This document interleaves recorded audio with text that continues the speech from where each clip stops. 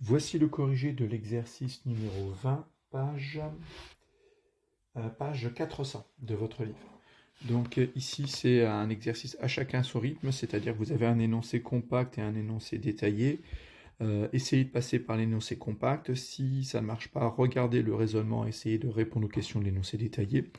Et quand vous refaites l'exercice pour préparer le contrôle, essayez à nouveau systématiquement de repasser par l'énoncé compact pour voir si vous arrivez à retrouver la démarche tout seul. Donc ici, on a une étoile à Albireo. L'étoile Albireo de la constellation de Cassiopée est une étoile double. Donc on voit qu'on a deux étoiles qui sont très proches. Ces deux étoiles sont vues à l'œil nu depuis la Terre sous un angle de 34 degrés d'angle. Donc degrés d'arc, pardon. Les degrés d'arc, on nous le dit ici, c'est une sous-unité du degré, donc alors pas du degré Celsius, mais du degré concernant les angles. Et que ça veut dire que la première sous-unité, on passe du degré à la minute d'arc, et ensuite de la minute d'arc à la seconde d'arc. Et on va faire des conversions comme on l'aurait fait d'heure en minute, de minute en seconde. Donc 1 degré d'arc va correspondre à 3600 secondes d'arc. Donc ça c'était intéressant, c'est-à-dire que l'angle finalement sous lequel on voit ces deux étoiles est tout petit, tout petit, tout petit.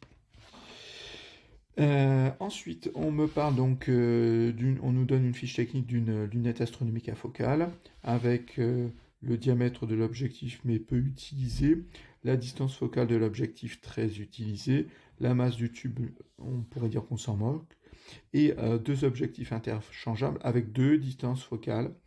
Donc finalement, je vais avoir pas une mais deux lunettes astronomiques parce que j'ai deux oculaires. Je peux changer l'un des oculaires, c'est-à-dire les lentilles convergentes constituant l'oculaire, et donc je peux avoir finalement deux lentilles, deux lunettes astronomiques finalement. Et ça, on s'en moque aussi. Donc finalement, j'ai les distances focales qui me sont données, c'est ça qui est intéressant. Ensuite, on me dit que le pouvoir séparateur de l'œil, c'est l'angle minimal epsilon, sous lequel deux points lumineux peuvent être vus séparés. Pour l'œil humain, ce pouvoir séparateur, c'est 3 fois 10 puissance moins 4 radians. Donc aussi, encore une fois, une chose intéressante à voir, c'est que là, cet angle est donné en radians, alors que l'angle là, finalement, était une sous-unité du degré. Ça veut dire qu'à un moment, il va sûrement falloir passer de degrés en radians, de radians en degrés.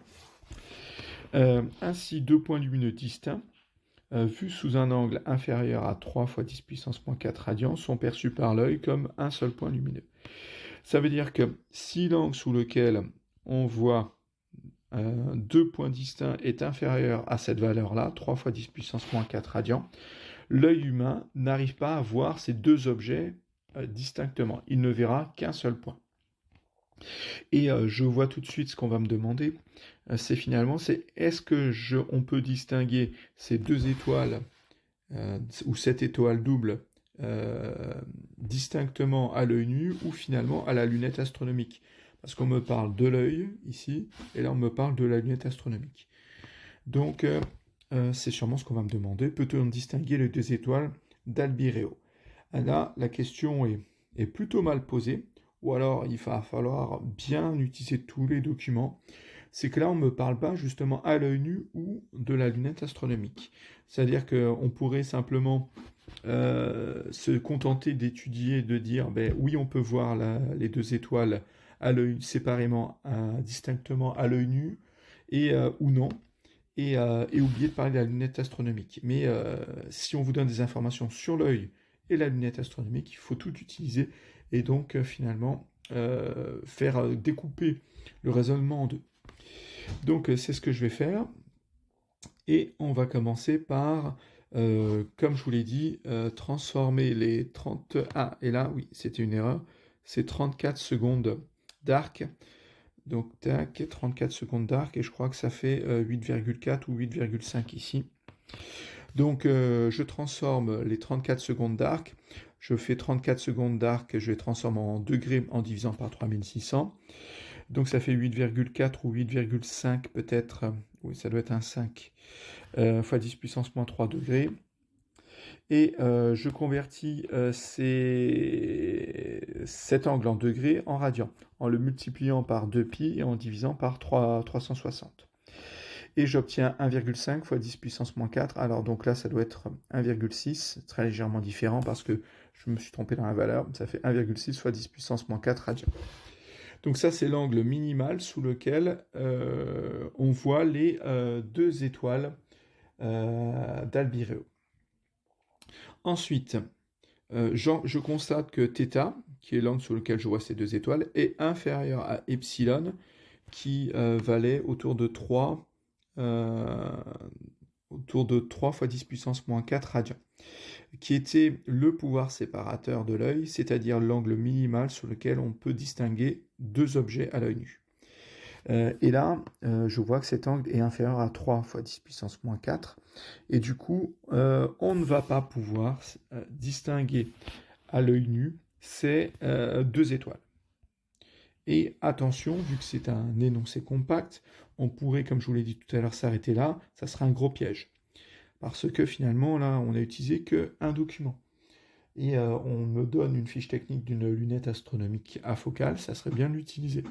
Donc finalement, je ne peux pas distinguer ces deux étoiles à l'œil nu, mais est-ce que c'est possible à la lunette astronomique? C'est donc la deuxième question auquel on va essayer de répondre. Mais peut-on donc le faire à la lunette astronomique? Qu'est-ce que je vais faire? Je vais établir le grossissement de la lunette astronomique. Alors, je n'ai pas tout à fait suivi leur raisonnement. Ici, j'ai essayé de faire un plus condensé. Donc, le grossissement, ça serait l'angle θ' sous lequel on voit l'image à la sortie de la lunette astronomique, divisé par l'angle sous lequel je vois l'objet. Et je sais que θ', c'est égal, alors là j'ai remis la formule, mais finalement ce qui va m'intéresser, c'est à partir du moment où les angles sont très petits, ça c'est super important, je pourrais dire que tangente θ est environ égal à θ. Ce qui me permet d'établir ça. C'est-à-dire je pars du grossissement, c'est un rapport entre deux angles, et en simplifiant, je peux dire que c'est aussi égal à la distance focale de l'objectif divisé par la distance focale de l'oculaire. Pourquoi c'est intéressant? Parce que les angles, je ne les connais pas. Je ne les connais pas tous. Et d'ailleurs, c'est ce qu'il va falloir déterminer. On me donne dans l'énoncé les distances focales. Donc ça, c'est intéressant. Donc je vais transformer un peu. Donc je dis que finalement que ça qui est la première expression du grossissement c'est égal à ça qui était la deuxième expression du grossissement. Tout ça pour calculer l'angle sous lequel on voit l'image à la sortie de la lunette astronomique, donc l'image de ces deux étoiles à la sortie de la lunette astronomique. Et je vais pouvoir le calculer, sachant que vu que j'ai deux oculaires, il va falloir choisir finalement l'oculaire qui me permet d'avoir le plus gros grossissement. Donc si je veux le plus gros grossissement, vu que la distance focale de l'oculaire est au dénominateur pour l'expression de mon grossissement, il va falloir prendre la distance focale de l'oculaire la plus petite pour obtenir le grossissement le plus grand. Donc je vais prendre la valeur donc les valeurs que j'ai ici, elles sont en millimètres. Et vu que j'ai des millimètres divisé par des millimètres, c'est pas gênant. Ça, c'est la distance focale de l'objectif qui est dans le document A de l'énoncé, 700 mm. Et je divise par la plus petite distance focale des oculaires qui me sont proposés. J'ai 10 mm et 25 mm, donc je vais diviser par 10 pour avoir le grossissement le plus grand. Donc 10 mm. Et ensuite, je multiplie par l'angle sous lequel je vois l'objet à l'œil nu, c'est ce que j'avais calculé ici, donc finalement ça a été utile de le faire. Donc là il faudrait finalement mettre 1,6 et pas 1,5 fois 10 puissance moins 4, et j'obtiens environ 0,011 radians, c'est-à-dire 1,1 ou 1,2, 1,3 avec une petite erreur, 10 puissance moins 2 radians.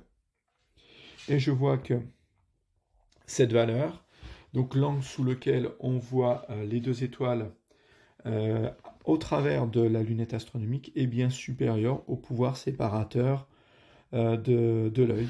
Donc θ' qu'on vient de calculer est bien supérieur au pouvoir séparateur de l'œil.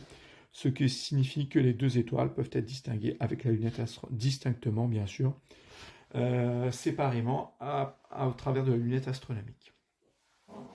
Donc voilà cet exercice, et ne pas oublier de faire la deuxième partie au travers de la lunette astronomique.